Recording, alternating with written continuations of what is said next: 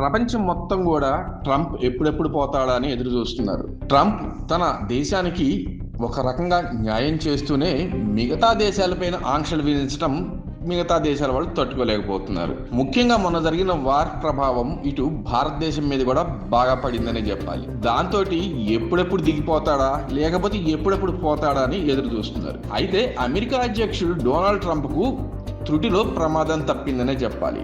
Marine 1 helicopter ప్రయాణికుల విమానానికి అతి సమీపానికి వెళ్ళింది. ఆ సమయంలో ఎయిర్ క్రాఫ్ట్ లో ట్రంప్ ఉండటం, ఇంకోవైపు ప్యాసింజర్ విమానం కావడంతో తీవ్ర గందరగోళం ఏర్పడింది. అమెరికా రాజధాని గగనతలంలో 1 మైలు కంటే తక్కువ దూరంలోకి హెలికాప్టర్, విమానం రెండూ వచ్చాయి. అమెరికా కాలమానం ప్రకారం ఆగస్టు 4వ తారీఖున ఈ ఘటన జరిగింది. ఎయిర్ ట్రాఫిక్ సిబ్బందితో కమ్యూనికేషన్ సరిగ్గా లేకపోవడం వల్లే ఇలా జరిగినట్లుగా తెలుస్తుంది. ఆ తర్వాత వెంటనే రెండింటి మధ్య నిర్దేశిత దూరం భారీగా తగ్గిందని గుర్తించిన ఎయిర్ ట్రాఫిక్ కంట్రోలర్ వెంటనే పైలట్లను అప్రమత్తం చేశారు. దాంతో పెను ప్రమాదం తప్పిందనే చెప్పాలి. నిబంధనల ప్రకారం 2 ఎయిర్ క్రాఫ్ట్ల మధ్య కనీసం మైలున్నరకు పైగా దూరం ఉండాలి. ఈ ఘటనపై నేషనల్ ట్రాన్స్పోర్టేషన్ సేఫ్టీ బోర్డ్ అలాగే అమెరికా విమానయాన నియంత్రణ సంస్థ FAA దర్యాప్తులు చేపట్టాయి. సమీక్ష జరిపి తగిన చర్యలు తీసుకుంటామని FAA వెల్లడించింది. ఈ ఘటనపై వైట్ హౌస్ కూడా స్పందించింది.